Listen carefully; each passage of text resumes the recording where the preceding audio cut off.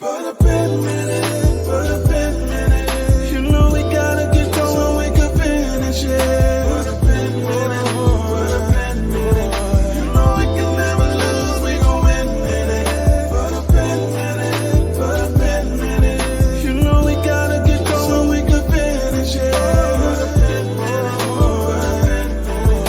You know we can never lose, we gon' win in it. Put a pin in it, put a pin in it.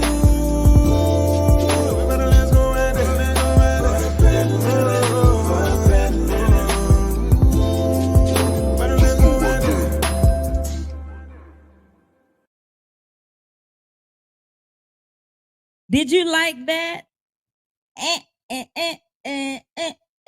We're gonna play it one more time. Yeah, play it one more time. Put a pin in it, put a pin in it. You know we gotta get going so we can finish it. Put a pin in it, put a pin in it. You know we can never lose, we gon' win in it. Put a pin in it, put a pin in it.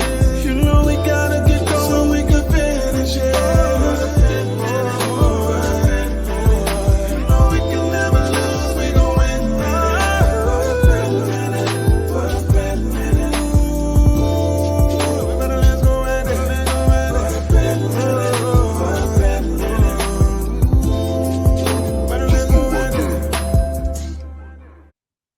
I need another computer. Because every time I come live and I know I'm going to have a bomb show, I always freeze up. Okay. So I don't even know if I should even go into what I was going to go through with the Braxtons, because it happens when I pull a lot of what do you call it, video and stuff like that. It happens when I do that. So I don't even know if I want to go into all of that tonight. Maybe I'll just come live again after I get me another computer, because I know that we need to go ahead and have this conversation. And I'm going to skip what I was going to talk about with the Braxtons. I'm going to skip. I'm going to come live again talking about the Braxtons, and I'm going to come live again talking about Jordan Childs. I could say this little piece about Jordan Childs. If you was watching the Olympics, Jordan Childs, let me pull her up so I can see what she looked like. Jordan Childs, she won bronze for her floor exercise. During this time, the other team, they appealed it. They appealed and said, I'm gonna read what it said. It says Jordan Childs' bronze medal may be officially lost for good after the Court of Arbitration for Sport would not consider overturning its ruling despite new evidence from USA Gymnastics. USA Gymnastics said it possessed video evidence that Coach Cecile Landy's inquiry request into Child's floor exercises score at the Paris Olympics came within the 1 minute cutoff time, but that did not sway the CAS to re-examine its previous ruling to return the medal to Romania's Anna Barbosa. Okay. USA Gymnastics was notified by the Court of Arbitration for Sport on Monday that their rules do not allow for an arbitral award to be reconsidered, even when conclusive new evidence is presented. Listen, what that sound like? Our court of law? It sounds like a mess. And you mean to tell me I got evidence, proof showing that what I did was correct, but because y'all don't want to go back and say that y'all were wrong, y'all gonna take my medal from me? And I was joking online, but really, that has to hurt. I said they would have to find that medal before I give it back, because she did an amazing job. It is. They messed up. It was nobody but them. And so Jordan Childs, she said she was coming off of social media and all these things because it just was too much to bear. And we're going to be praying for her, because that is crazy. you did all that work, and then somebody was saying, why don't you give both of them the bronze medal? I get that, but now it's like, do I even really want the medal? Do I even want to compete? So now you got, because Simone Biles is not coming back. She's like 100 years in gymnastics. She's 27, but by the time the next one roll around, she's gonna be 30 something years old. That's a lot of work for a 30 something year old woman. Okay, the stuff that she's doing. Um, Dara said that's so frustrating and unfair. It is. Okay. So I just wanted to let y'all know that it's not going to get overturned, and Jordan Childs has to give up her medal, and that's unfortunate. I wanted to talk about the Braxtons because I'm just going to say a little bit about it. The Braxton Family Values re-aired last Thursday at 9:30 p.m. on Thursday. That's when they come on. I have been a faithful watcher of the Braxton Family Values. If you don't know what I'm talking about, I'm gonna show you. This is who I'm talking about right here. So, as you can see, one of their sisters is not here. Tracy passed not too long ago, and she had esophageal cancer. Um, and that thing hurt me because I followed the Braxton Family Values from season 1, episode 1, all the way until they stopped. Um, but what I saw last week, I didn't like what I saw. And I don't know if it's because they're still so these people are still mourning, and I find it not, something I find it not ironic. I don't like using that word, but I find it very fitting for us to have this conversation with my guest tonight, Naomi Brown. She is a licensed funeral director. All right, so we're gonna bring her to the stage. Everybody, give her a hand. Hey, everybody. So before we had some trials and tribulations before we started, but we're here. I just need a new computer. That's all. I just need a breakdown. Me too. So I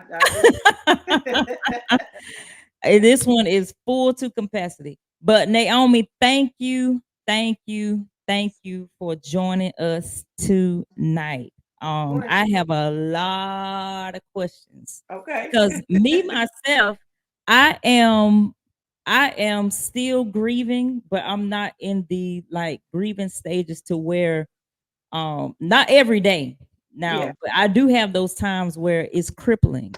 Hmm. But I feel like the Braxtons, they show that they have not really, did any work Yeah. because they even said that they're not even closer. They said it several times last week. And I was like, what? Now you lost your sister. You're not closer. They even made like it was a joke, and I didn't take it. See, those that are number one fans, Hmm. like when they said, "Oh, Tracy's holding our purse," we were like, "What you mean she's holding your purse?" Right. Right. So it's a lot of eyes gonna be on them to see how they are handling, Hmm. because we already knew that they had, like, they were siblings, they bicker and Right. stuff like that. But we know that's not all to them, but that's what they showed, and so it's just a lot. But anyway, let me get off that. Um, I am so glad that you decided to come on, and when you come to put a pin in it, I have a way of just letting my guests be who they are, Okay. and we just learn who you are and then just go from there. So with that being said, please tell everybody who you are. Okay. Okay. My name. and Oh, I'm sorry. and where you're from, Okay. and how did you get in this profession? All right. My name is Naomi Brown. I am originally from Conway, Arkansas, not South Carolina, but Arkansas. I reside in North Little Rock. Um, I am a mother of one. She is 20 years old, Jemiah. And I have one sibling, Jasmine. No brothers. Both parents are still living, and I have four beautiful nieces. So that is me Oh, in a nutshell. Oh, wow. So what inspires you to pursue a career in the funeral industry? I had to think about that because when I look back over my life, there's been so many small steps on my journey that has gotten me to this point. Um, I mean, far back as being a little girl, I remember, talking with my dad about it. It was something that I was intrigued. And one of my first memories and the consciousness of knowing that I am a person was at a funeral, and which it was a funeral of my cousin. He Mm, unfortunately was killed by someone, and I just what sticks out of my mind. I remember his brother did not take it very well, and he fainted like 3 times. But that was just something that burned in my spirit. I was like, I want to be able to help people who are going through that. So that was like one of the first instances. mm-hmm. And then as I got older, I don't know if you remember, there was a show called 6 Feet Under that I think it originally aired on HBO. Now, I wouldn't have watched it because I let me we're gonna talk about that after you finish. okay. Well, some people didn't watch it, so I used to watch it. That, and I was kind of inspired by that show. In middle school, I had a classmate. His name was Todd Green, and in my hometown, there's a funeral home, and his dad was the head embalmer there. And Hmm. when I found out that they had living quarters at the actual funeral home, I was just so intrigued. I think I probably got on his nerves. I asked him questions every day about what it was like to Wow. live in a funeral home. So he gave me a lot of insight on that. And I guess I just always put that in the back of my head. And then as I became a teenager and in high school, my junior and senior year, I worked as a CNA, hey Jasera, Hmm. at a nursing home.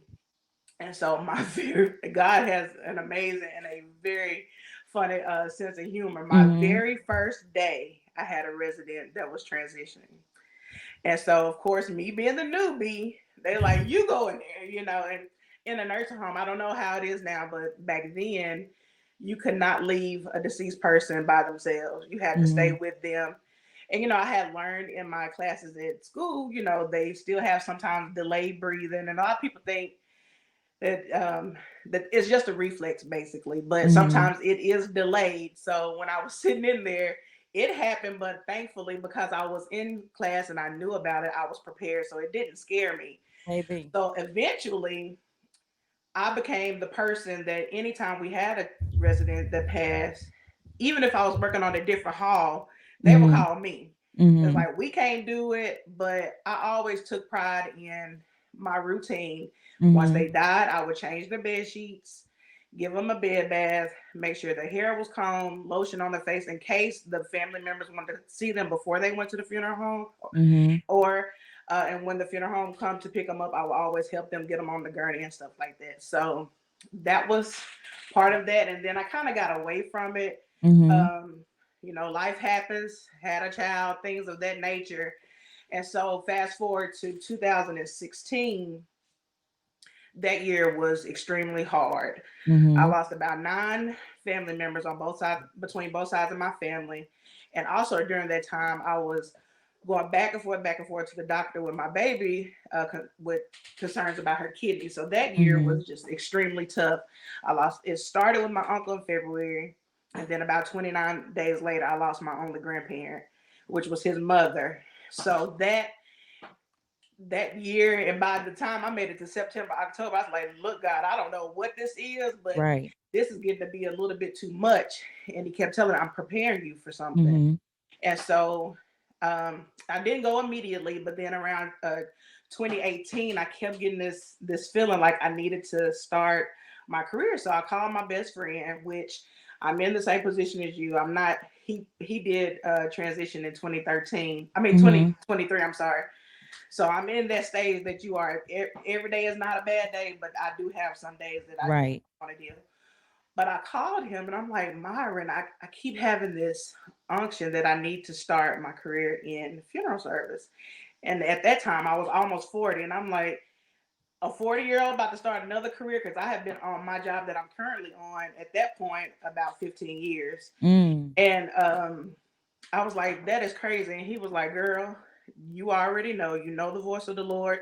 If he's telling you to do this, it's a reason why. And I was like, Hmm. well, when I look back over everything that I've been through in my life, and I can see that I can handle it, and I was like, maybe it's time for me to take my experiences and use that to help someone else. So Mm. here I am. So in 2018, in February is when I started my apprenticeship. I worked a couple of different funeral homes to get my cases in. Got my cases in, which we have to have 50 in order to start the apprenticeship. Hey, mom. And then I worked and I studied an entire year. I took a whole Mm. year because, when it comes to laws, shall and will, you have to know the difference. You have to know those laws. So I didn't rush it. I took my time and I studied a complete year. And then I Mm-hmm. took my test, and the first try, I passed and became a licensed funeral director. Yeah. Wow. So can you define for us what does that mean? Like, are you in charge of the whole funeral home, or are you in charge of what are you in charge of? Well, it's twofold. I am Okay. currently, along with my career with my first job, which I have about 18 years in with that, trying to get to 20 so I can go back to school. But I am a what we call a general manager of a funeral home. So Mm-hmm. I pretty much all the responsibility falls on me. I do have what we call apprentices or Mm-hmm. attendants that are under me that help as well. And then also with me being licensed, if there's a funeral home in the state of Arkansas that needs help, they don't have a licensed funeral director, because you have to have a licensed funeral director on every service. And Mm. sometimes just with life, sometimes they don't have it. So if they call and say they need help, I'll help them. Oh So wow. But you mhm. don't help them for free though. No. I'm just, I'm No. just, I'm just trying to let people know that there. Listen, let me tell There's you a something. small There fee is with that. Yeah. money Yes. in Hey Tim. being a licensed funeral director. All Yeah. right, so I got a question. Okay. Can you share some of the most common misconceptions people have about funeral directors and the industry? Yes, number one, we are not weird. We are regular people. Okay. It is a job that has to be done. Somebody has to do it. Mm-hmm. Um, I would say there's a special type of person that does this. Um, Misconceptions, just like preachers, you have that misconception that funeral directors are just out to get your money. That's not necessary. That's not true. Well, and you Mm-hmm. have some bad apples, but overall, you are in control of the funeral arrangements. You're in control of how much you spend. Mm-hmm. That ball is in your court. So Okay. just always remember that. Um, the bodies, after they die, you may get a little gas that escapes and it may make a noise. But as far as bodies sitting up, we get that question all the time. Do the bodies sit up? No, they don't. Once you on that table and they raise that artery in that vein, it's over. You're not moving. So those are misconceptions.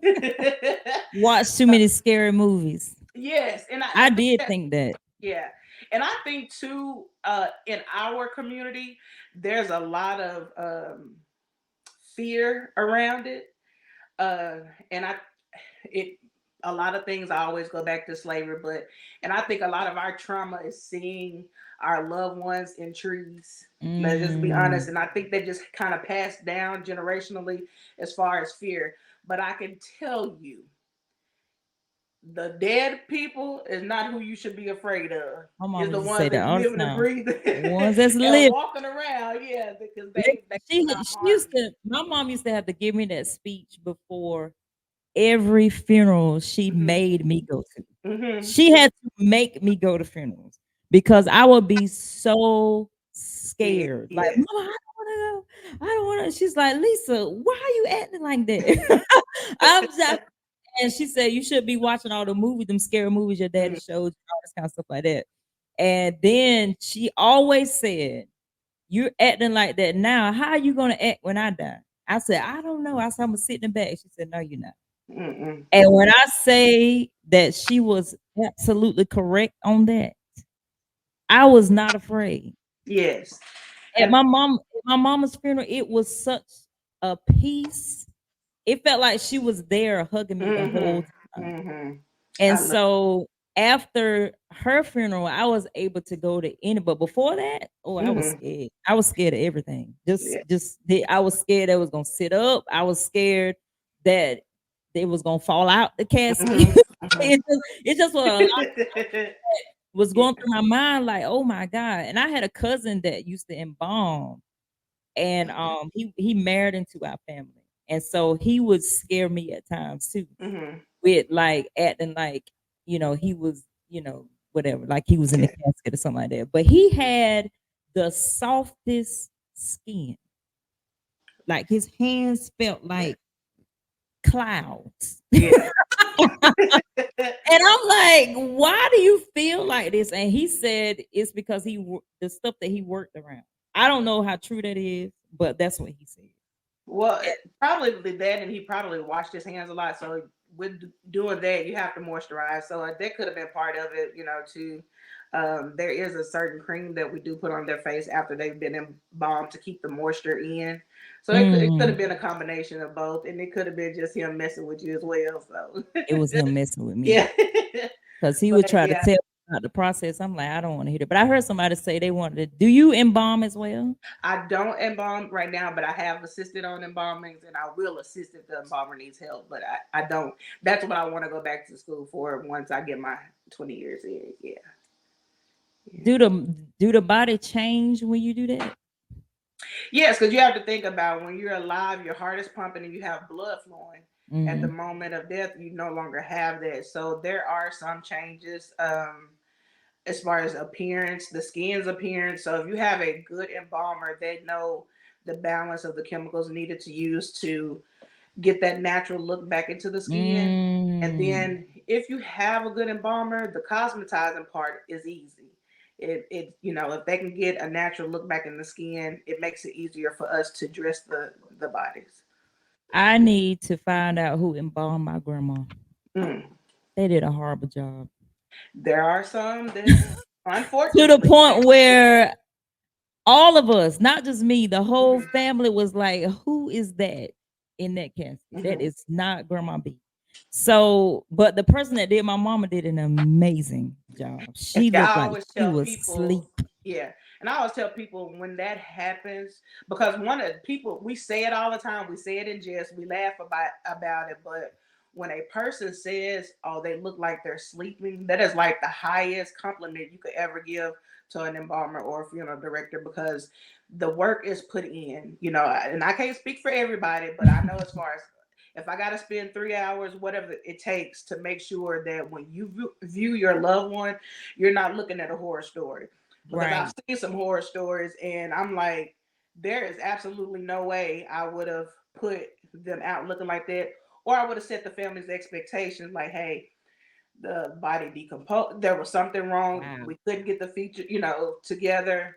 I suggest a closed casket. So and just there, I really hate that that happened because that leaves a lasting memory in your brain when they do not look good, Part of and you grief. always have that thing is like that was not my loved one in that casket, and it's such a horrible feeling to leave a family feeling like that. When I Yeah. tell you I looked up and down, I said I looked from the top of my grandma head to her hands. Hmm. I was like, did they just like switch bodies or something? Because this does Yeah. not look like her at all. And so, can you get your money back if you're not satisfied? Well, it depends on the state. There are some recourse, but I would say because most funerals, when you like say for instance, if you have a funeral on a Saturday, they bring you in on Friday afternoon to do the initial viewing. Make some noise. If it's something that you don't like, say something right then and make Mhm. them fix it. And most times they will fix it, and then, like I said, it goes back to setting the expectation. That Mhm. falls on the funeral director. If you know that there is absolutely nothing you can do, you need to be upfront and tell the family that Mm. and set their expectation and allow them to choose, say, well, we can either have it open just for family, or we can completely close it and nobody views after our initial viewing. So Wow. it's really up to the family to kind of hold the funeral director's feet to the fire. But I would just encourage any funeral directors that may be listening, just always set the family's expectation. Yeah. So no, you can't get your money back. No. All right. So you said all that to say no, no refund. You so say, so there are different types of insurances. So what do mhm, you suggest for families that just don't know? Because I've heard that there are people going to expectations thinking that the insurance is the end all in all. mhm. Can you just enlighten us on that? I'm glad you asked because I did have some notes here. You Mm-hmm. have term, you have whole life, and you have burial insurance. Mm-hmm. Term usually is for a specific amount of time. They don't go forever. So you just have to know what type of policy you're getting. Whole life is just that, it's the whole life. With term, those premiums are usually lower. And it's for people who, they have younger, it's for younger individuals basically. Mm-hmm. So if you would put a term on your daughters, Mm-hmm. basically, just in case something happens, God forbid something happens to them. Whole life, it has a higher premium. It does build cash value, so sometimes people get in that financial bind they may have to borrow against. But if you do that, you Mm-hmm. need to let your beneficiary know so they can, because they'll come in and say, "Well, I have a $30,000 whole life policy." We go to check it to pay, and they got a $29,000 funeral that they just planned, and we go to Mm. check it and find out that they borrowed $10,000 off of it. So you have to be abreast of those things. And then too, if those are not affordable, I would suggest burial. And Okay. burial, usually about $20,000, maybe more, but those are usually just to cover the funeral expenses and also the cemetery. Okay. So those are your options with those. Um, let's see. Also, with that, make sure your policies are in a safe place. I Mm-hmm. would suggest maybe a fire safe box. Let your beneficiaries know that they are on the policy. Mm-hmm. Okay, we'll talk about that too, Tamara. And you may, well, of course, we're in the age of technology. You can email them just where they can have it just in a safe place in case something Right. does happen. They can get to it very quickly. Okay. And like Tamara said, you see people leaning more towards cremation now instead of just the More traditional so in burial? our community that, of course, other communities, non-black communities, that's kind Ben. of has always been an option for them. For Mm-hmm. us, we are leaning more towards that because some cemeteries can be expensive, Mm-hmm. and aside from paying for the funeral, you are also paying for the opening and closing of the grave, and sometimes they can get very expensive. So we lean more towards, now we gonna have a service. What's the Somebody, most expensive burial? Because I'm paying how much to dig her hole? it just depends on the cemetery.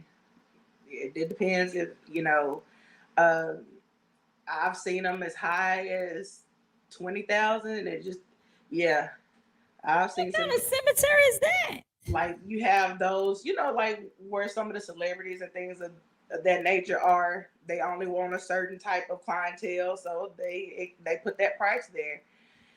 So yeah, it can be very Oh, expensive. twenty I've seen, thousand dollars. yeah, we've counseled families that the burial was going to be more than the funeral. We was like, do you really want to do that? So yeah, it can be. It can be very expensive. So yeah. And this is going in the ground. It's not being above ground. Mausoleums. That's another added expense. I've seen the one mausoleum that I have buried a person in. It was about $20,000, Mm. and it was a above ground mausoleum. Nothing too fancy, just engraved with their name and No just glass, no nothing, just so above the ground. yeah. So it can get very expensive. Okay, well, tell us about this cremation because it's sounding more. Well, you It- have two types of cremations. You have direct cremation. That's usually they choose that if they don't want a service at all. It would just take them directly to the crematory, have them cremated, and they may have a memorial service later.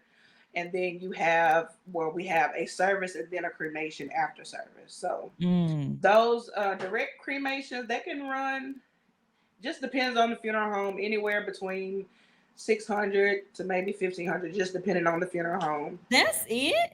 Mhm. Mhm. Mhm. And you're just playing.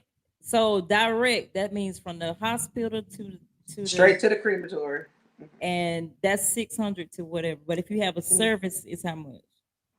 Um, Low end about 35 to 6500, just depending on where you have the service. If you have it at the funeral home's chapel or at a church or whatever, it just depends on what you add to that particular service. I want to be dressed up for the last time, Oh yes. but I think that I want to be cremated because I can't see myself paying that much money to go in the ground. Yeah. I And you just can't. I can't see yeah. myself doing that. And I mean it's an expense, but it just all depends, and that's where I it comes in to whatever your wishes are. Put it Mm, down on paper, write it down. okay, You know, put it on paper. put it on paper. And I was going to just to go back to the insurance thing too. I would suggest if you have children, grandchildren, and you have a lot of assets, Mm, take your kids off of your insurance policies as beneficiaries. Go and get legal counsel and create an mm-hmm, irrevocable trust. mm. Put the irrevocable trust as your beneficiary. I hope y'all. I hope y'all writing this down That way your kids can have access to the money immediately. If it's not an immediately. irrevocable trust, sometimes it can go to probate, and that can prolong the process. Probate courts, they drag their feet. So that's just a little tidbit. If you have a lot of assets, make sure that you create a irrevocable trust. You seek legal counsel to do it, and just know that whatever you put in that trust and it's irrevocable, there's once it's done, it's done. There's no changing it. Mm, So you have to be very concrete of what you want, be solid in it, and make sure the people that you have over it, you trust them. wow. Okay.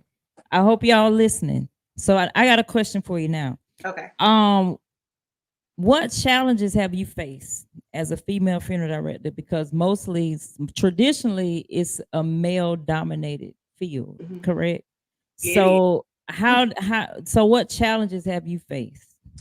is. Men do not like to take directions from women very well, and it's sometimes when you get in a situation where you have to kind of flex your muscle, it becomes, oh, we don't want to fool her because she the angry black woman or whatever the case Mm-hmm. may be. So it's kind of the same thing that women have faced in church.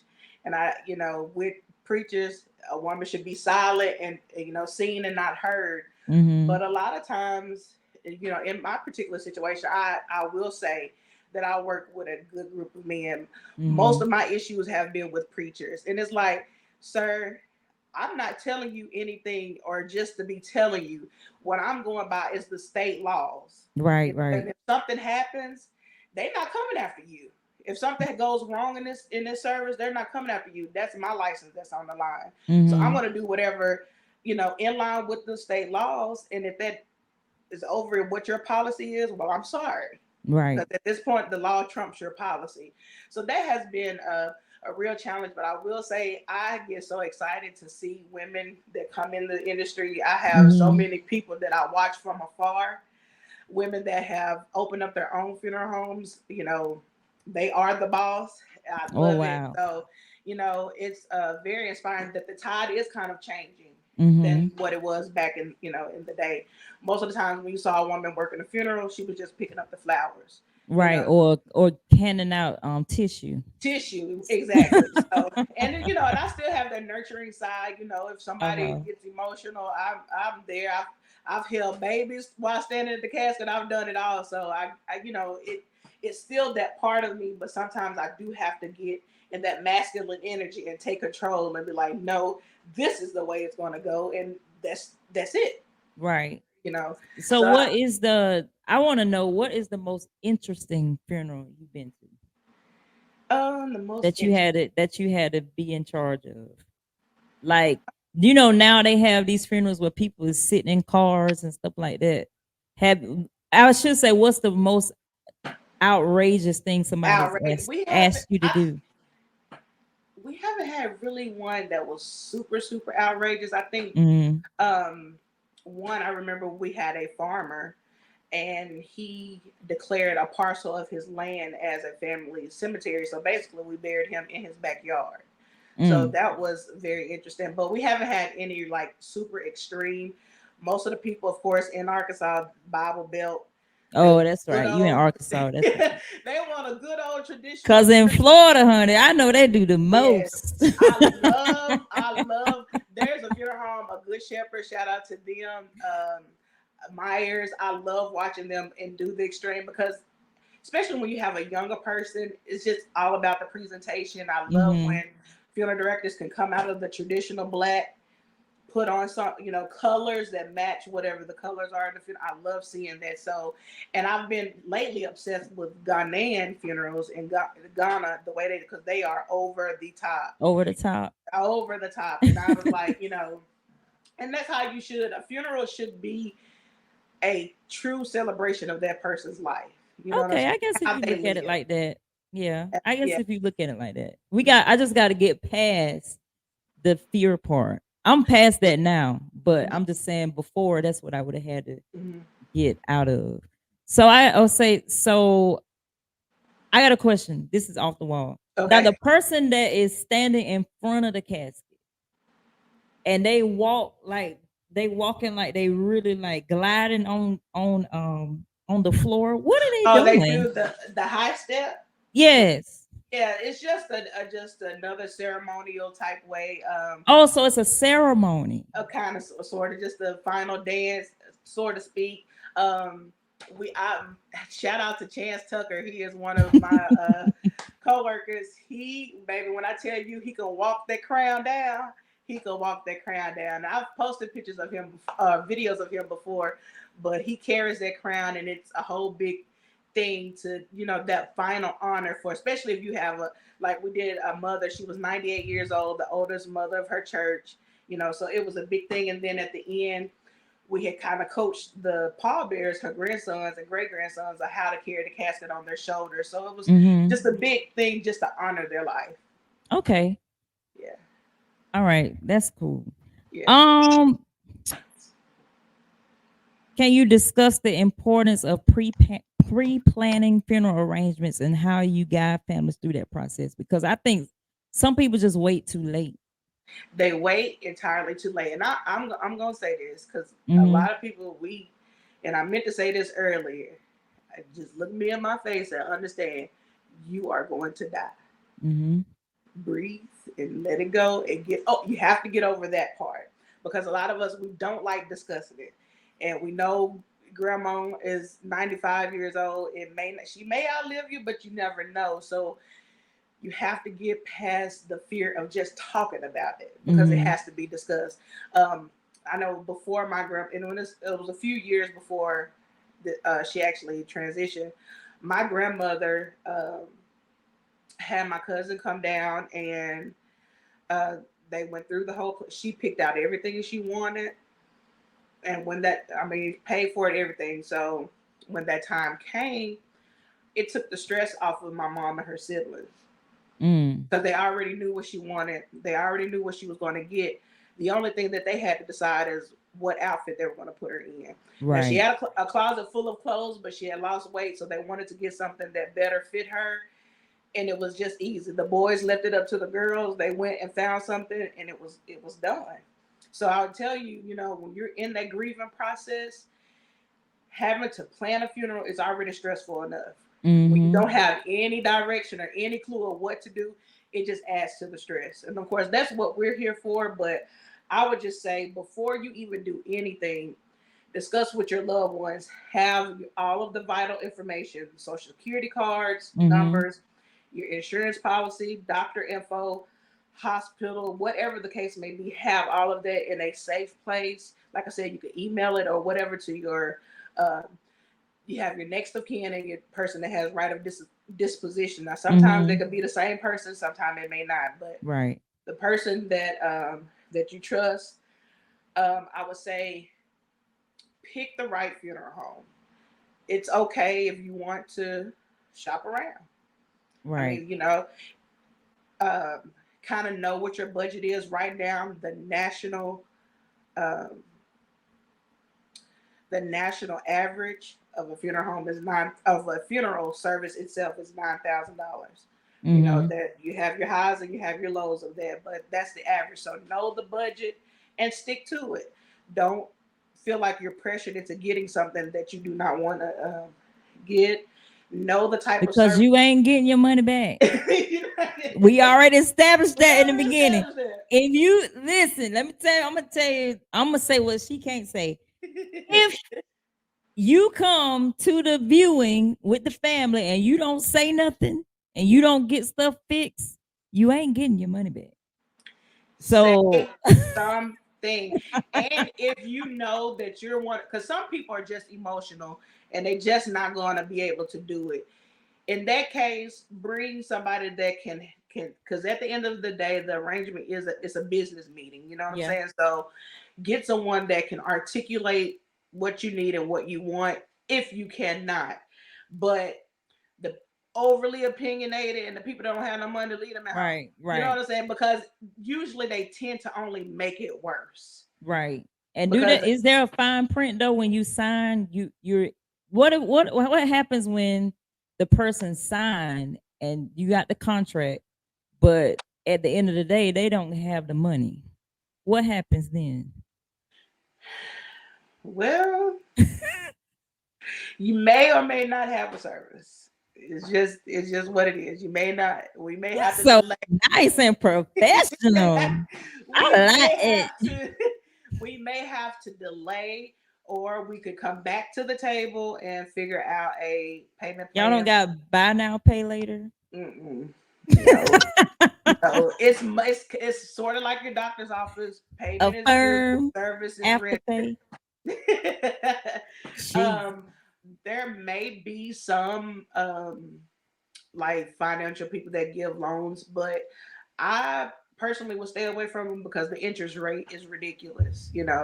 On those. But desperate times call for desperate measures sometimes. But I would just suggest get insurance, even if it's just burial insurance, not a firm. Even if it's just burial insurance, get it. That way you don't put your family in a position where they have, and I'm not against GoFundMe's. They bring people together and I'm okay with that, but you don't want to have to do that every time you have to bury a loved one. You know what I'm saying? So I would suggest just having, if you can't afford, $100 or $200,000 policy, at least get enough to make sure that your service is covered. Wow. Yeah, Whew. This is a lot, it Naomi. But is. but thank you so much for telling No, us because this is a lot. yeah, and Now, I'm have things changed since COVID?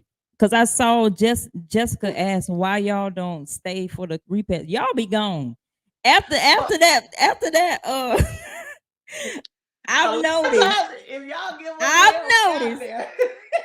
after the burial, y'all don't. We after y'all drop us off at that repair, it's like scared. I'm like, where the Listen, car go? they laugh at me so because they like, baby, you had a hearse on two wheels. And do, yes, I do. But no, I tried to stay when it's, well, I say this during COVID, some people they weren't doing the repairs, but we were so busy, we really couldn't stay. You know what I'm saying? We had more. Sometimes we had three services in a day, so we really couldn't stay. We've gotten back to it now that COVID is kind of, you know, it's not gone, but it's not as bad as it was. We will Mm-hmm. stay and in fellowship with the family. Especially um I work in Central Arkansas, but sometimes I work in like rural areas. Mm-hmm. And those people, they gonna feed you and they gonna make sure that you eat and you come back and fellowship with the family. And we have a good time with them. We laugh and we cackle with them afterwards. But it just really depends on the circumstance. Okay, Yeah, yeah, it does. cause y'all And be I was gone. say too with that prayer and doing all that stuff. To I want to just go back. Make sure you know what type of service you want, whether it's Mm-hmm. burial or cremation. Know if you want a full service celebration or just a memorial. And I would say too, I had a example of a obituary.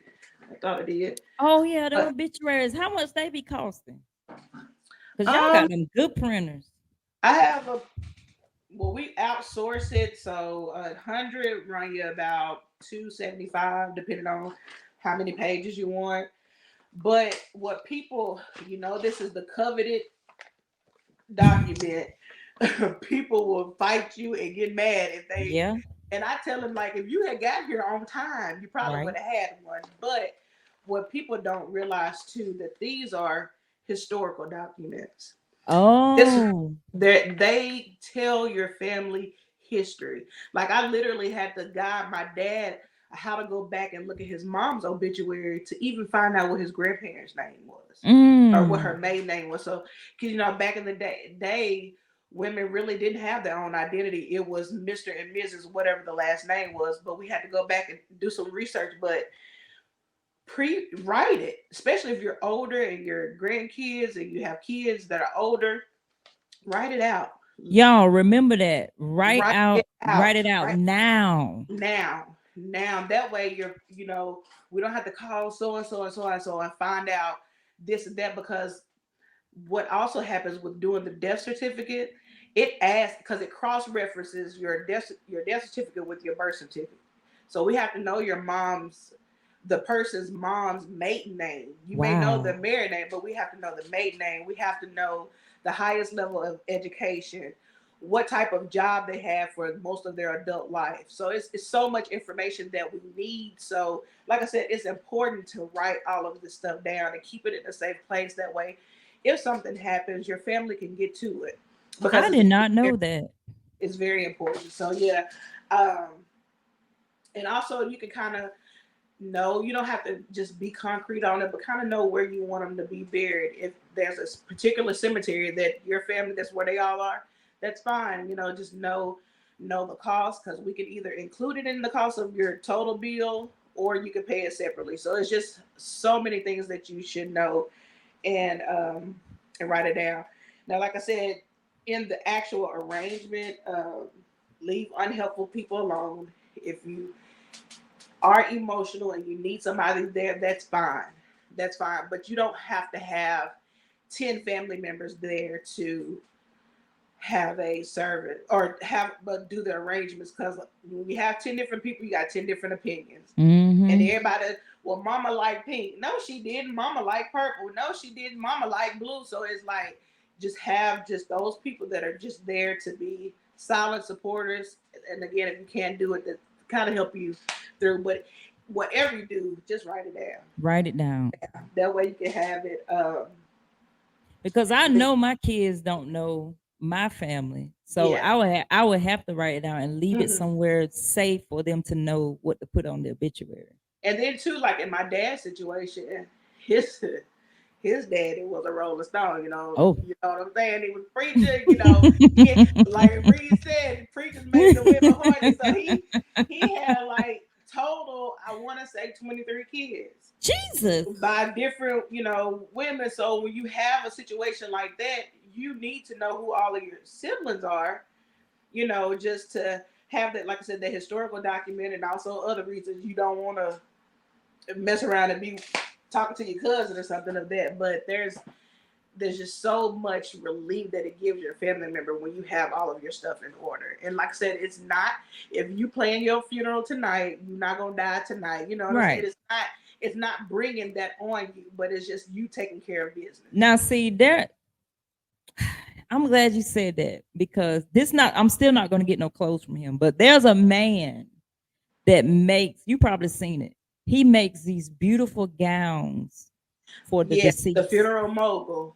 I think I that's said his stuff is so bad, yeah. but I wouldn't dare buy nothing from him. Cause I ain't trying to go nowhere. I feel like if I wear his clothes, I'm lessening my Yeah. life. I Yeah. don't want to Yeah. put that on. I'm Yeah. sorry. I know I look I ain't good putting in it it. on me now. Yeah. I got But TS couture. I'm good. Yeah, but I know exactly what you're talking about. But he does. He makes He some got them beautiful, beautiful nice. gowns. He really does. So I have to give him his kudos. And there's some people who make these very. Now I'm gonna tell you, I don't have any biases as far as funeral homes because I think we're the best. But when it comes to presentation, that Mhm. doggone Willie Watkins, they know how to put on a funeral, N- and I. You saying that like I follow funeral directors. I don't know who you talking about. Well, we got this in Atlanta. He's made Who? in Atlanta. Willie Who? Watt. Willie. Willie, Willie. Mm. honey. But you're this is great information. Very, very good. Yeah. Somebody asked, why is it so costly to fly a body from one state to another? They're um because it's not considered, of course, a person. It's considered cargo. What? Yes, it's cargo because that's where they put the body. There's a type of shipping box that we put the body in.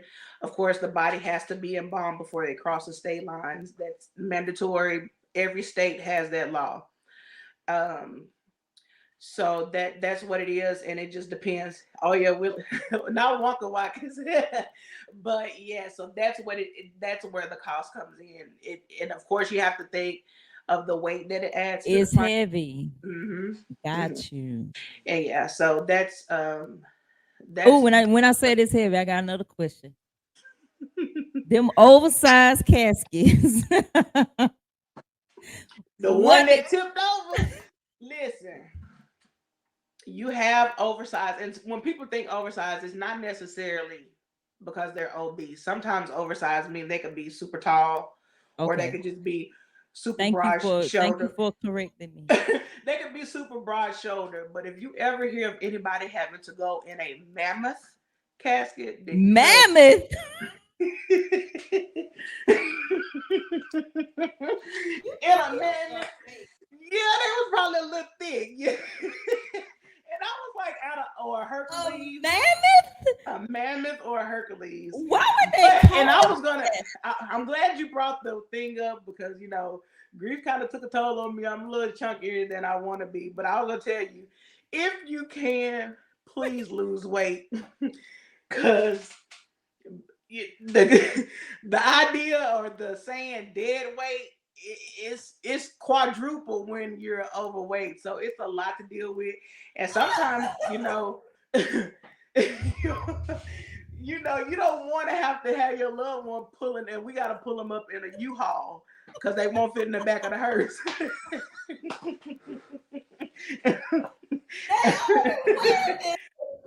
A mammoth, yeah. And I was like, out of all the names, y'all could choose better names for these caskets. So we just say oversized. how big a mammoth is? Oh yeah, oh yeah. I've seen them. I've seen them. I've seen someone in one. So yes, I know exactly how big.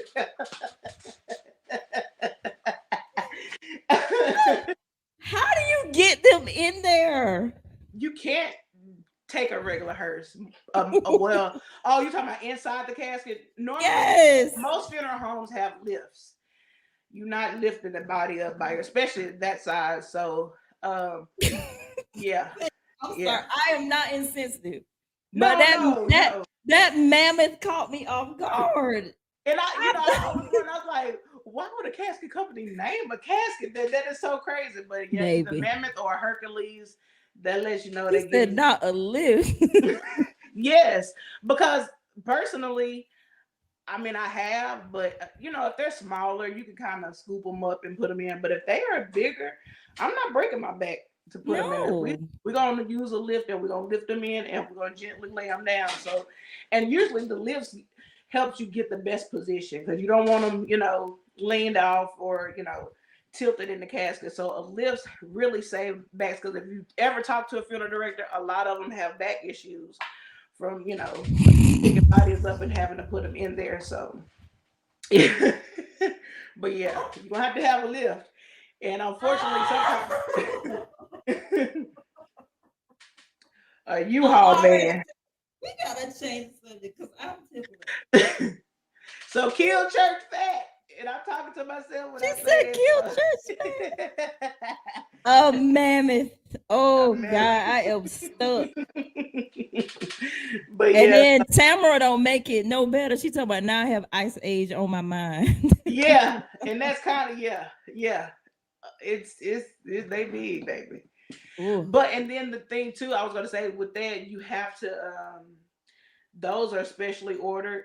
The only one that I know of, it could be other companies, but I think the one that we use is in Indiana. So you have to give them time to be able to ship it as well. So, Oh but yeah. God. Everything you said is making me laugh right now. You said they specially ordered. It's gonna Yes, add time. yeah, that's Y'all especially. just lose weight. That's what we're trying to say. Yeah, that's Don't do no, that. seriously, because it could be a headache, and then sometimes they choose because of the cost of it. They say, okay, well we'll go the cremation route. Well, some crematories they have a wait. They'll tell you we're that's too big for us. You We're not. can be too big to get cremated. Yeah, some they don't want you messing up their retort machine. So and it's unfortunate, but sometimes it happens. But you have those that will do it, but they'll tell you that's the last case we'll do because I mean that's a yeah. Okay, stop, Lisa. Okay. Stop it. Okay. Everything you said is making me tickle. it Oh, is what it are is these yeah. kind of things? What are they Yeah.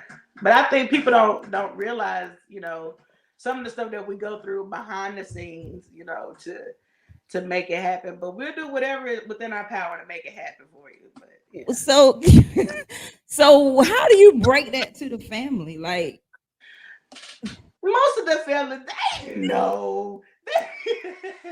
They know. They know. You know what I'm saying? They knew they don't want to deal with Willie Mae.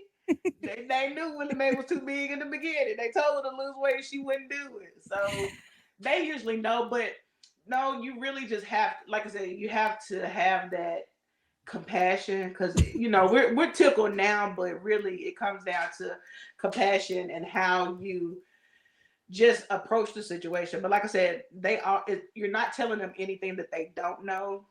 Yes, ma'am. Yes, ma'am. Because if they're going to have a service, there's more fluids, embalming fluids. There's more time, so there's a lot. So you have to charge a little bit more, unfortunately. So yeah, yeah. But it just comes down to having compassion and just like I said, it goes back to setting the family's expectations. It really. I didn't mean to get you tickled, but and I'm just sharing a little knowledge. you just going on with life, and I'm over here trying to get You myself trying to get yourself back together. together. Okay, okay, Jesus Lamb. And them. Oh, Yeah. Lord have mercy, because I Yeah. had all these type visuals while you was talking. I had to, Lord have mercy, the lift and then putting them. Oh God, Mhm. it's a lot. Okay, so how do you maintain your emotional well being while supporting families through their grief? That is a great question. I know. Um, I am a jokester. I laugh a lot, and I try to do things that just bring me joy. But I will tell you, um, when my best friend transitioned, that was super hard because it Mhm. was unexpected. I mean, it was just that's that person that he knew everything about me. I knew everything about him.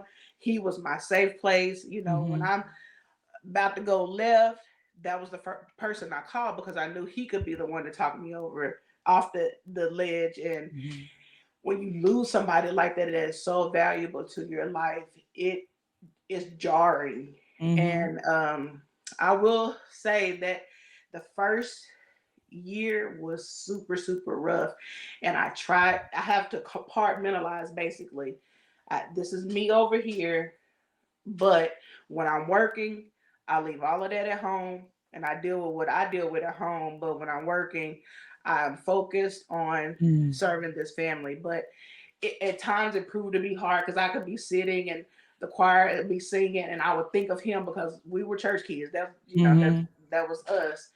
and or a song will remind me of him, and it would, it'd be hard. So sometimes I would have to step out. Mm-hmm. But I most of the time when I'm done at the funeral home, I leave the funeral home at the funeral home. When Mm-hmm. I'm home, I'm just me. I don't bring that home with me. But the last couple of years has been hard to kind of balance that. And then two, Mm-hmm. one of my worst cases, um, it was late June of 2020. Of course, we were dead in the pandemic, Right. and my cousin, she had passed. Shinda, hey Shinda, and when we went to pick her up, she had actually been dead several days. Mm. It was in the dead of summer. It was hot, and she was pretty unrecognizable. So that was, with that being my cousin and the worst case that I've ever had to do a removal on, that kind of took me aback, a little Mm-hmm. bit. But after she was cremated, I ended up taking her ashes home with me.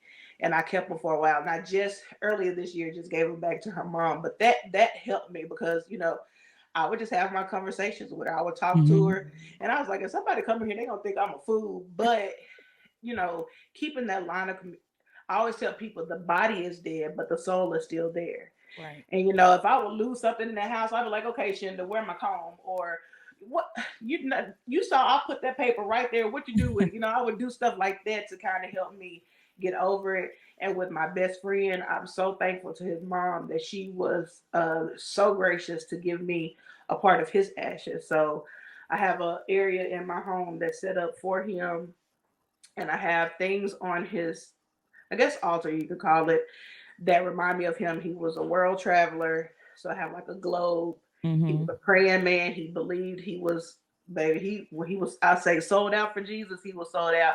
So I have this metal um, trinket that's kind of shaped like a man that's on his knees praying. So just those little things. To honor him, Vegas was the last place that we actually got a chance to go. So Vegas Wow. is my city, and the year, it was about a couple of weeks after the funeral, Reed had his birthday party in Vegas, and it Mm-hmm. just so happened to be at the same hotel that he loved to stay in, which was in the. Wow. And so when I went, it was just it was just so many things that just happened that allowed me to be there. But the whole time I was fighting tears because I felt like I needed to go to honor him. So that Vegas will be a yearly trip for me, even Yeah. if I go by myself, just to honor him. Back in the day when we worked at Singular, so that you know how long ago that's been, Singular Wireless, Long together time. in the call center. We thought we was highfalutin. So when we would get paid, payday, we going to Red Lobster. So, and so now to honor him, if I have it on my heart, I'll just go and order what he would order all the time, and have that, even if I don't eat it or drink, because he like Arnold Palmer. I don't like tea Mm-hmm. that well, so even if I just order it to look at it, I do that to honor. So it's so many different ways that you can honor. So it's just about honoring them and how they lived, and just do things that remind you of them to keep their memory alive. And just because I know both of them, Shinda and Myron, will want me to live on, and do the things that I've been called to do. So sometimes when I'm thinking about him, I can happen to look at my phone or the date on the calendar, and it'll say Mm-hmm. 11/16, which is his birthday. So he reminds me that he's always with me. So those Wow. help as I navigate and help other people go through the same thing. And I think, because even though I'm like, now Lord, I can't take too much more. My heart is feeble right now. I believe that all of my experiences with grief has helped me be able to help somebody else, and that's what Right.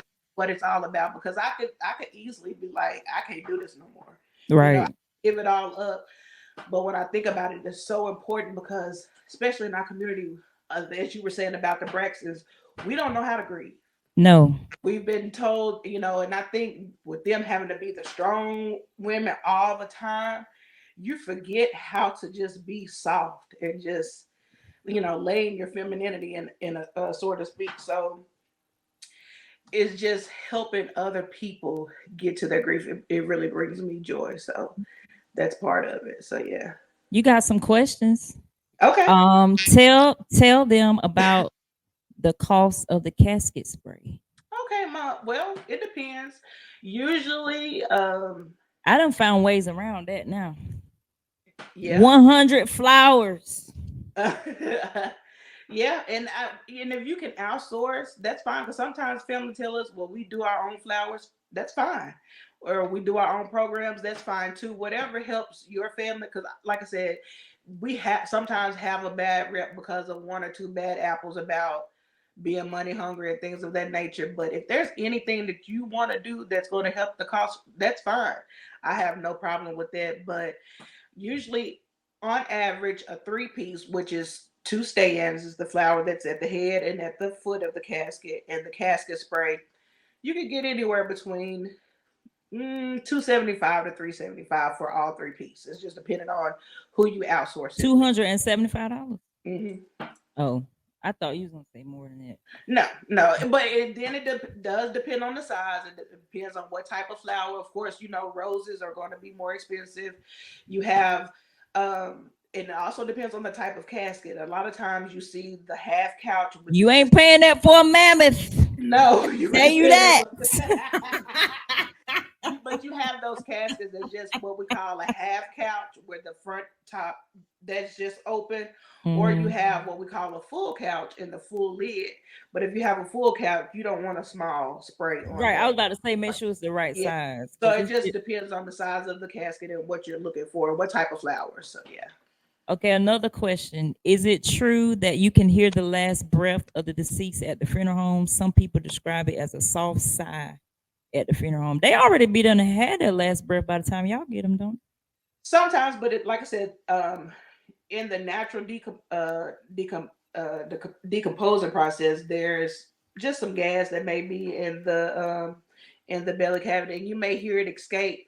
But once they're embalmed, usually you don't hear anything like that. But it does sound like a sigh, and that usually depends because I've had on the embalmers that I've assisted, they were came right from the accident scene straight to the funeral home. So if they Mm. with them being quote unquote fresh like that, yes, you may hear something, but usually, like I said, if they are coming from the crime lab or the hospital, something like that, most of the time that part has already been done. Yeah.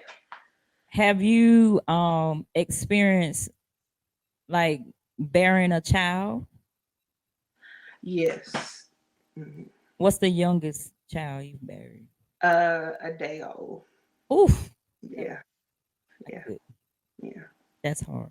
But for me, the hardest ones are kids who are either at the age of my daughter or younger. Now I'll tell you, Mm. even this year, I've buried enough teenagers. I for the rest of my life. Um, and it's just That with is so when I was growing up, that was uncommon. hmm hmm but Well, I now take that back. Like during prom weekend, somebody hmm would lose their life with a hmm car accident. yeah, yeah, But typically, no. yeah, and unfortunately, there's been a lot of teenage murders, and the you know perpetrators of murders, and my heart aches for the youth of today. It's like that's the first and last resort that they go to is gun violence. So um that could be really tough. That could be really tough, and we've had situations where things get heated, even at a wake or something for somebody else. Other people get into it, so it happens. It's unfortunate, but I would like to see a change in our community when it comes to teenage violence. And that was a question. How do you handle folks that cut up at the funeral? Do you expect the family to handle it or do you all have to intervene? Our number one priority is that box and the person who is in it. Oh, You got somebody now, depending on how many staff I have working on that particular service, we may be able to help. A lot of times, if it's at a church, the ushers will intervene or family.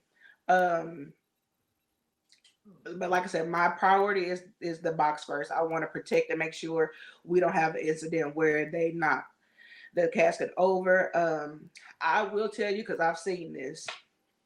If your family member tells you that they do not want to view, do not egg them on. I have seen people They make people view, understand that they and it, cannot. yeah, This one lady, and you know how I present the bodies, I do raise them enough that if you're seated, you can still see them.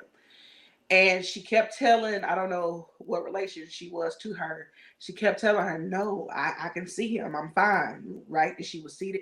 And they kept on and kept on. So finally, she gave them what they wanted. She came up there. And before I could get it, because I saw the change in her eyes, before I mm, could even get it out, she hit the floor. And it was nothing any of us could, because like I said, I stepped right to the casket to make sure she didn't knock it over. And that could have been avoided. If they are telling you that they can't do it, don't force them to do it. And if mm, they feel like later, that they can do it, that's fine. We'll wait on them. I'm going to give you mm-hmm. your time because this is your family member. This is the last time you're ever going to see them. So I don't want to rush that moment. Right, But people know themselves, and if right. they tell you they can't do it, just don't force them to do it. So you always have that one busybody aunt that's forcing everybody to get up there, and it's like, no, if they tell you that they cannot do it, don't force them to do it, because you might have a situation like that. Right. Now you got to have the ambulance come out to the funeral because Yeah, now they had somebody to done come passed out, out. or you trying to have, you know, the family members come and try to pick them up, and it gets to be a lot. So A lot of drama. now, personally, I'm gonna tell you, I love a good carrying on. I You want them to fall out. Ooh, I love me a good carrying on now. Yes, because I feel like, especially if they are, in church and we have a church, sit them on out right now. And I tell my family, look, don't get in my funeral and be quiet. I want you falling out, rolling around on the floor. Tell them, show them that you love me. But I love a good carrying on. But for the most part, we've had some incidents where you have this brother into it with this brother or things of that nature. Mhm. Most of the time, I'm gonna just tell you, I don't want to be in the family car, because a lot of times that's where it starts. It put And me in a then hurt. remarks. It Yeah. start with them remarks too. Hmm. My name ain't So on the the way program, to get but away I'm gonna that say this. the way to get around that, if you want remarks at a service, put on the order of service who it is, and that's it. Right. Don't open it, say 5 people. You name those 5. If it's from a grandchild, if it's from a sibling, if it's from a pet, whatever the case may be, name Right. them, give them the 2-minute time limit, and be done with it. Or if you decide to have a wake, write it down. And I'm gonna tell you, for real, because when people don't write it down and they get up there and start talking, a whole bunch of family business that we don't need to know starts coming Exactly. out. So yes, write it down and have a decent tribute. But also, to get away around that, if you have a wait, let them talk then. And Hmm. and then on the service, there should be no more talking. And I agree speaking with of the that. service, I'm gonna put this one in here too. And I know people might get mad with me when I say Put a this. pin in it. Let's go. What? Put a pin in it. A eulogy is not a sermon. It's I will not. repeat. What A is eulogy it? is not a sermon. The literal word means to speak well of someone. So, with that being said, if their pastor is speaking over them, that's one thing. But we have had instances where you have that associate minister. They know they probably never gonna preach again to this size of a crowd, so they gonna get up there and give a whole dissertation because they want to try this sermon out to see how it goes. That is not the time to play. Wrong time. Wrong time. And it makes the family very antsy because they already anticipating the viewing part of it. So also, a preacher does not have to do the eulogy. Stop That's asking true. preachers to do eulogies when they do Should not be know your somebody love. that know the person. Yeah. You need someone. Do it yourself. If you know them, do it yourself. Or if you choose a preacher and they don't, in the common days before the service, they don't come around the family, They don't ask any questions about that person. They don't sit around the family to listen to the stories about that person. Mm-hmm. Don't put it irritates me because, like I It said, would be awkward to me to even do that. yeah, and now Weird. there's some preachers that will say, if I don't know them, I will go to the family house and sit with them and pray with them and learn about that person, and you can kind of finagle a good eulogy in that particular circumstance. But that's good, Tamara. Hit the recorder and let speak of yourself You gonna and do tear it. people up. They hear your voice, they gonna be crying. Yeah, yeah. I would But I would definitely cry if that happened. because I've seen horror stories where preachers get up there and they are mad at the family for this or that or whatever the case may be, and they take it to a whole nother level, and the sermon never ends up about that person. Wow, that's And true. it is like, who are we funeralizing? Are we funeralizing Jesus, or are we funeralizing the person that's in the box? Jesus is yet alive, as most, well, God is alive. So why are we, eulogizing him when we should be eulogizing the person in the casket? And a lot of Um, people, they don't know that, they don't understand it. yeah. But a eulogy does not is not a sermon. And I'm gonna tell you this. At my funeral, if that choir ain't right, Ooh, don't get in that choir stand. I cannot stand a piece of choir at a well, here you funeral. go. If it's just a piece of choir, I will get up in the choir stand. I will, and I Okay, have. great. Please. If they need a director, I'll get up there and direct. Whatever, I will go Much as above. If I love choir music, you better get out of because here. I mean, most they're gonna sing some of the same songs. Most choir songs. Or if they don't have anybody on program to pray, if they don't have anybody that will do words of You whatever the have to case fill may be, in. You have I to will. fill in I will on step in. everything. I will step in. I won't leave them hanging. But yeah, me and my coworker Kanisha, it's been times we just got in that choir stand. It was like, we're gonna help you. So I I'm don't not think I above. could, listening to you talk, I don't think I could be a funeral director because it depends on how the family, their attitude is. Because I can be really petty. There are And some. if you don't have your stuff together, you can looking at me, I'm gonna look at you. There are some, honey. There was one I had to stay on her. I'm like, baby, listen, time is of the essence, and that's what writing it down is so important because we're on deadlines. We have to get the information to the newspaper by a certain time. We have to get things to the printer by a certain time. Once we get it back, we send it to you. You have to proofread it. We need it within an hour or two. You can't delay it because you'll mess around and won't And you have gotta anything. get to the cemetery on time too, don't you? Yes, some cemeteries you have to get there on time, especially on weekend. If you late, it could be another charge, and that's something that we can't control because they set their time. So, So but yeah, all y'all going over your time on these funerals, y'all costing these families money.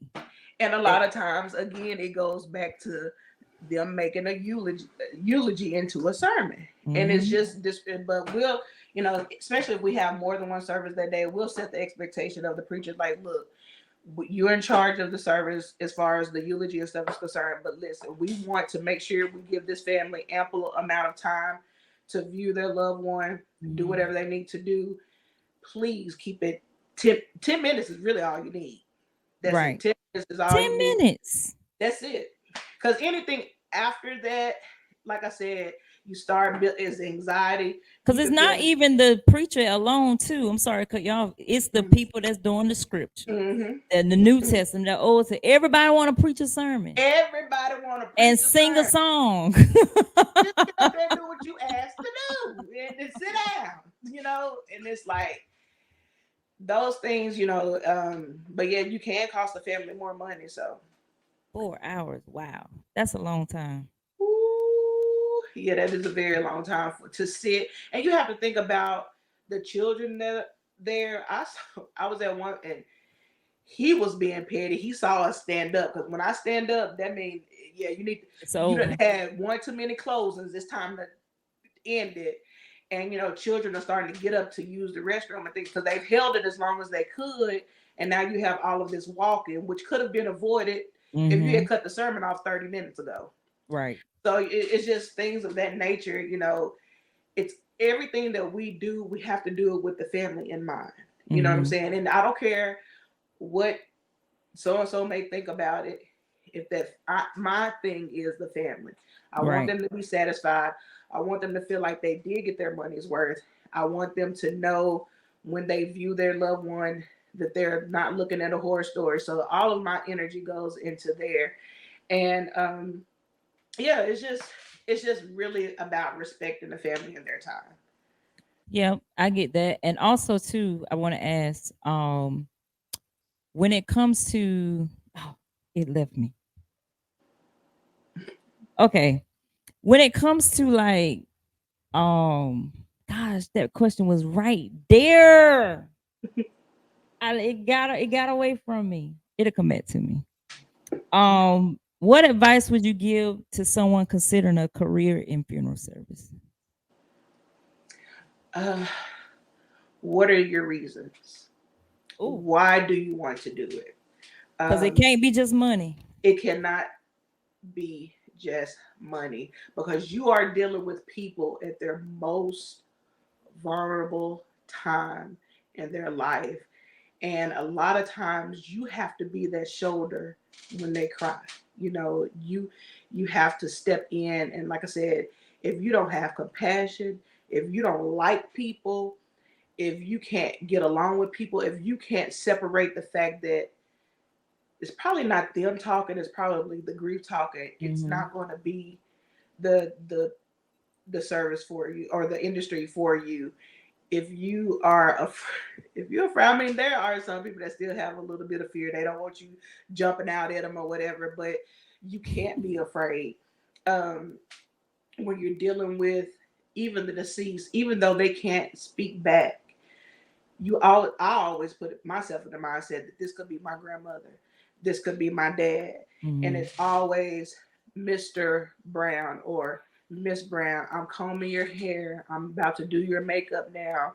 We're gonna have you looking good, girl. Just doing those type of things. You have to put yourself in a position like, how would I feel if this was my loved one? How would I want Mm-hmm. them to treat my loved one? So you have to be sure that it is, and I don't like to say a calling all the time, but I really felt led to that, like I said, because of all the things that I went through in my life that kind of put me in a position to be able to sympathize and empathize with people in that area. But if you want to do it, especially women, like I said, get out there and do it.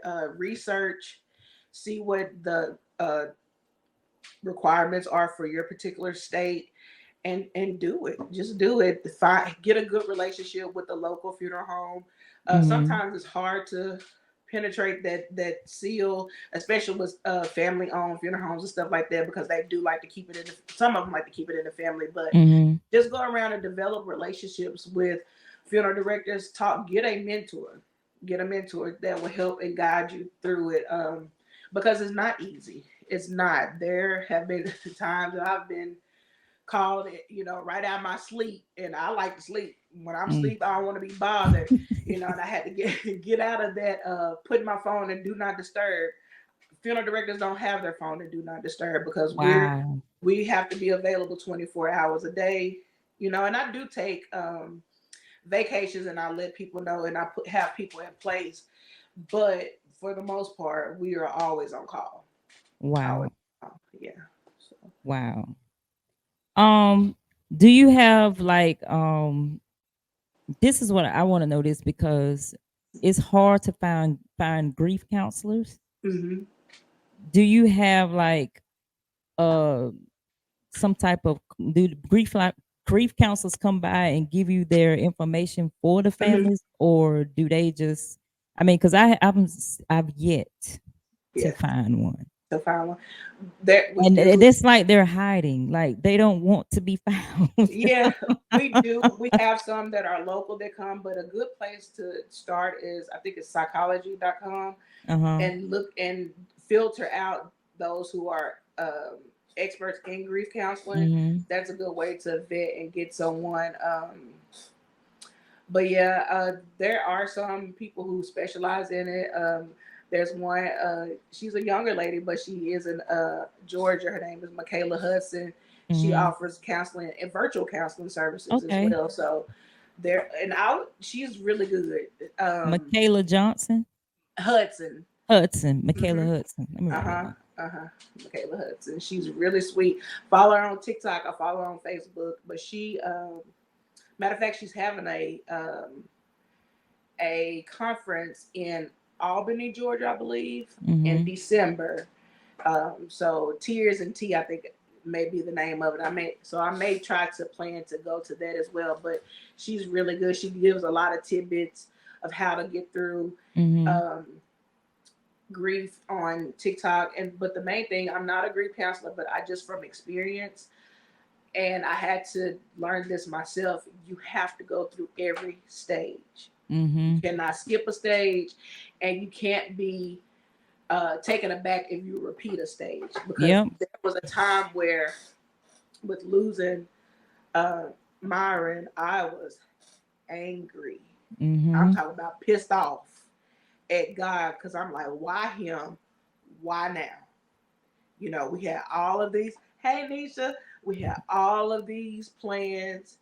This was my safe space. If I could talk to my mama, I could talk to him. You know, it's just all these things.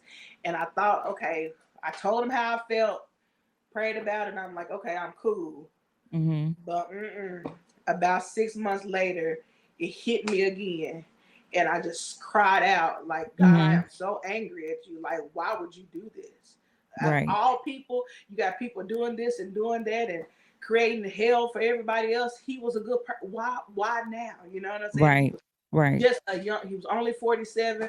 We had Mm. all these plans that we were going to do. Why would you do that? You know, so it's important that you know that every stage is important. Every stage has to be done to for your healing. Grief is perpetual. It's not something you just gonna be over. It's Right. you're not. Some deaths you may be over. Like with my godmother, she was 98. She lived a life. You know what I'm saying? Mm-hmm. So it's not that it was necessarily easier to lose her, but it's not as tough because I just talking with her, she was ready. Right. She had Right. lived her life. She had done everything she was supposed to do. So that one was a little easier to let her go. But when it comes to, my best friend, like what in Right. the world? So you have to be and you have to feel those feelings. And I think that's kind of what the Braxtons are not doing. They don't want to feel No. it, but you have to. Because if you don't, it Listen. will manifest in so many different ways. It could cause depression. It could cause manic episodes. For me, I'm preaching to the choir because there's some instances where I didn't do as well. You know, you will lose yourself. You won't even You recognize will. yourself in the mirror. And with me, it manifests in my weight. So I'm getting back to me and learning how to go through it, Right. because I'm the type that I can compartmentalize and I can go on, and I can keep Mm-hmm. going and keep going. But then when I'm at home, then it all of a sudden hit me because I'll see something on the news, and the first thing I do is pick up my phone. Even now, it's been since January of 2023. I pick up my phone and call him, and it's like, Mm. or text him, and then I realize, and so I'll come in the living room and I'll sit in front of the urn, and I just talk to him and stuff. So it can happen, but the biggest thing with grief is just confronting your feelings, because if Yes. you don't, it will take a major toll on you. It will. It And will. I notice, I know y'all hear me talk about the death of my parents a lot, Mhm. my mother in particular. And I think I grieved her differently, Mhm. Mhm. harder, because it was a relationship that I really wanted. Yes. I wanted it to be better. And it was getting better. And while it was getting better, she passed. Yeah. And I was taking care of her and stuff like that at the end. Of course, my brother, he was closer to her. My Mhm. job let me take 90 days to move to where she was to help take care of her. Mhm. So in those 90 days, it was like me and my mama. Like, and I never thought that would have been the case. Right. And so my brother, she wanted to be out of the nursing home and she wanted to go back home. My brother Mhm. was like, no, don't do it. And so, but I knew that's what she wanted. You She want at it, that yeah. time she was mobile, whatever like that. I was like, "Mama, you want to get out of the nursing home?" She was like, "Yeah." I said, "Okay, I'm gonna get you out of the nursing home." Right. So I got her out. But when I got her out, she had a fainting spell and broke her ankle. Oh my, Jesus. And because she was heavy set at the time. So my mama was a strong woman. We didn't know that she broke her ankle at the time. So when I took her to the emergency room, she had walked on it and everything. When we got there, they said her ankle is broke clean. Oh And my. because she was diabetic, they couldn't operate on it. So it had to like Right. attach back by itself. So she sat in that chair. I was washing her, bathing, I mean, feeding her and all this kind of stuff like that. And one day I was in her room and I just broke down. I said, "Mom," I Mhm. said, "you're gonna have to go back because I can't take care of you like you need to be taken care of. Yeah, I can't. You're not really getting washed properly. Mhm. You haven't even did number two, So it was a whole lot of things. And then Yeah. come to find out that the nursing home didn't um didn't even take her off their roster. So they still Oh, was getting wow. her money. They was still getting her money. Mhm. So Mhm. when we found that out, they immediately took her back because they could have got sued. Oh, of course. Of And course. so she was back. And then after that, Yeah. she was done. Because my mama was a nurse. After that, she was done. So I say about 3 years. Her last year, she wasn't talking at all. Mm. And then she stopped taking her medicine. She stopped eating. And the next thing I know, my brother calling me saying, Mama's gone. But I think when she went back, I think she was ready to go then. Oh yeah. Yeah. Like she was like, I'm I not don't going through want to this do no this more. anymore. Yeah. And I And think. so when Yeah. she died, I was done. And it's always a part of you that goes with them. I don't care what people Yes, say. It's a part of you that goes with them. Like I tell people, I love love my family that I still have. I'm thankful for them, and I'm thankful that I do have both of my parents. But there's always going to be this hole that's never going to be filled because never. that space that Myra occupied, it's always going to be there. So, Hmm. um, you know, like I said, you just have to take it day by day. It's Right. not a blanket solution to it. And like I said, you could be fine for 5 years. It could be a smell, a sound, Yep. anything in it that it'll trigger Anything. you.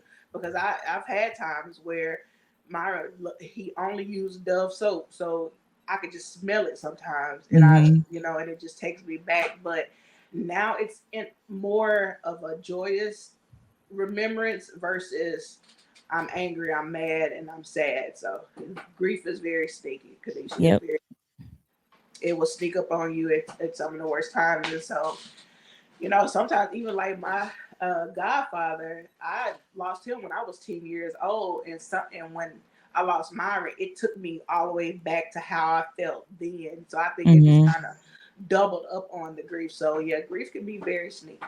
But I say if you feel it, go through it, Go through fill it. it out. If you gotta cry, set yourself a time limit. I'm gonna cry for 15 minutes, and when I get through, I'm gonna wash my face and I'm gonna carry on about And the that's day. very important to Yeah, set a timer yeah, but because you don't can deny go yourself. over you can go over into something Yes, else.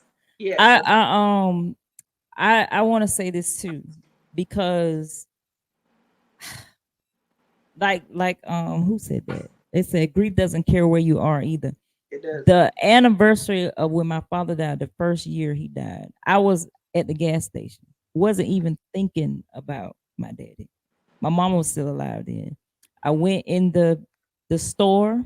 I bought some barbecue Fritos and a Coke.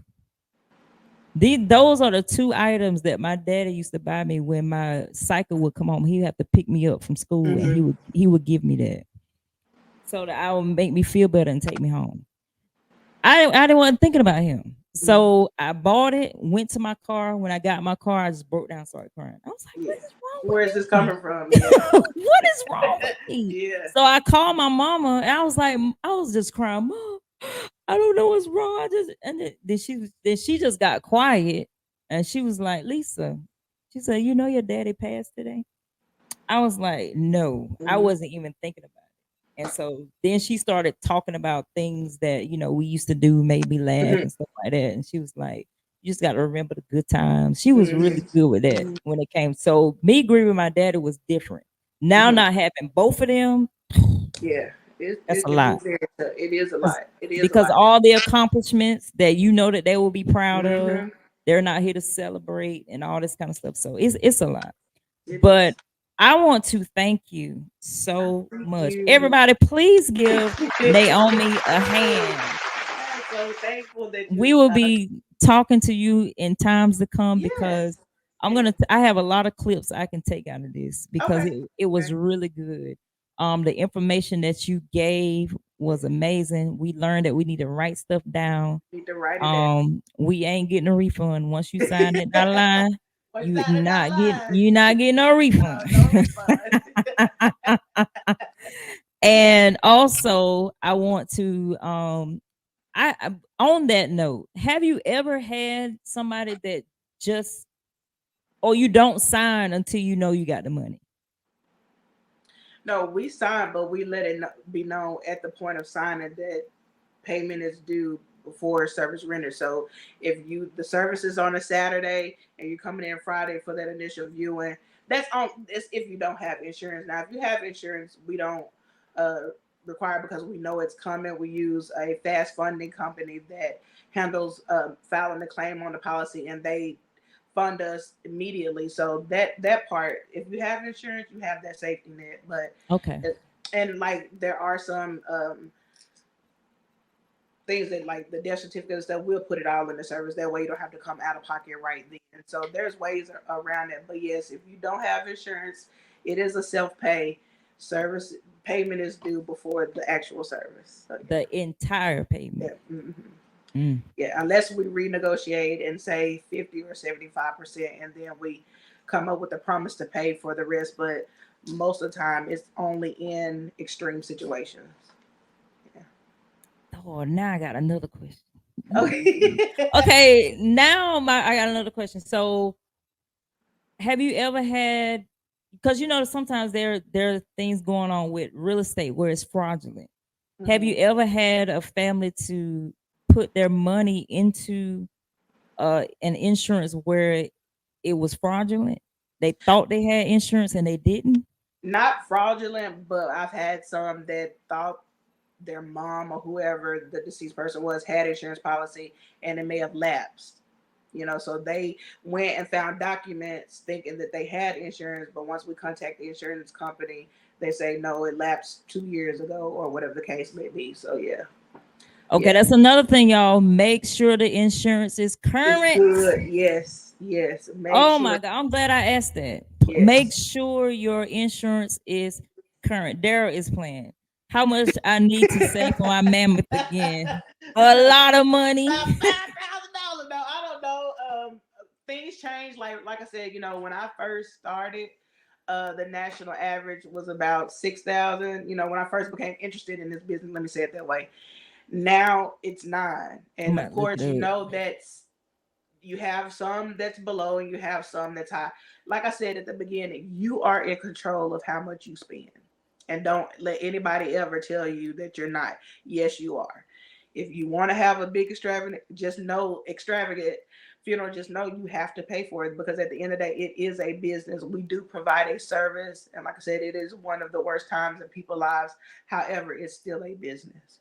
Mm, So we, mm, mm. we still have to make good on that. So Y'all are funny. That mammoth had us in a chokehold. in a good chokehold. But thank you, Naomi. Again, Thank you I'm so much not for gonna go having back. me. Um, and thank you so much. All right, y'all. There you have it. We had a licensed funeral director on a female, black female at that.